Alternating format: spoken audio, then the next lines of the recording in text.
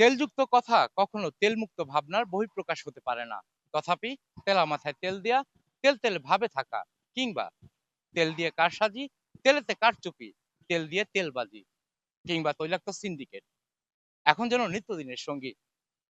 তারপরেও কোলেস্টেরলের দোষ কিন্তু তেলেরই।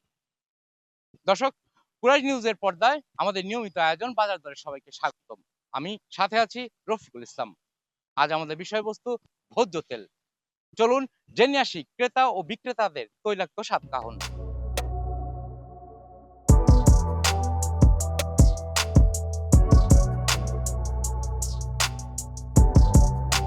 মানুষের দুর্ভোগ এবং দেশের স্বার্থে সর্বদা কাজ করতে অঙ্গীকারবদ্ধ কুরাইশ নিউজ।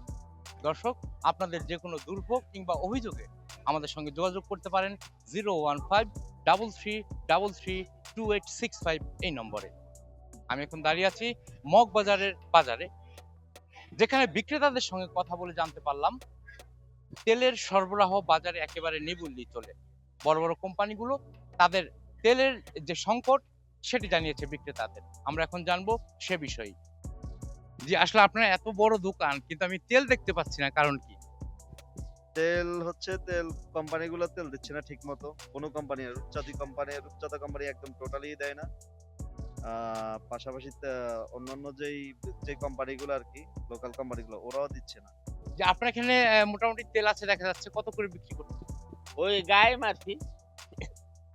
এখন তো ওই লিটারে ৩ টাকা লাভ ব্যবসা নাই। এবার কোম্পানিগুলো কি তেল ঠিক মতো দিচ্ছে? পাই না তো। ওই আজকে অর্ডার নিলে দেখা যায় ২ এর ৫ দিন ৭ দিন গেছে গা, দেখা হইলো অনেক সময় আজকে এসিআই আসছে, পায় মাল। এখানে অভিযোগ করছে অনেকে গায়ের রেটের চেয়ে বেশি বিক্রি করা হচ্ছে। না, এটা আগে ছিল। কিছুদিন আগে আসছিল, এখন ঠিক হয়ে গেছে। তুলনামূলক আগের থেকে একটু কমছে। কমছে? হ্যাঁ, মানে গায়ের রেট রাখতেছে আরকি। আগে তো রাখতো না। আগে তো বেশি রাখতো। যে তেল কিনলেন দেখা গেল, আসলে তেলের দামটা এখন কেমন মনে হচ্ছে? না, আগের থেকে কিছুটা কম। আগে আর কি রেডের থেকে বেশি নিত, এখন রেডের ওই অনুযায়ী নেয় না। এখন তো স্থিতিশীল না, এখন ওই একদিন দিচ্ছে এক সপ্তাহে, আর ৬ দিনে পাচ্ছি না। ১৭৫ টাকা লিটার তেল পাওয়া যাচ্ছে না, তেলের একটু সংকট।